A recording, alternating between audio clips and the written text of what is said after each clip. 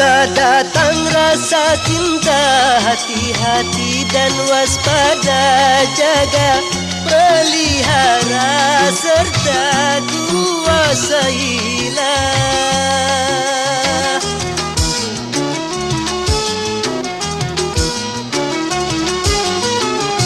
Sehingga sampai waktunya halal bagimu berdua, bila hidup cinta tiba di titik nikah.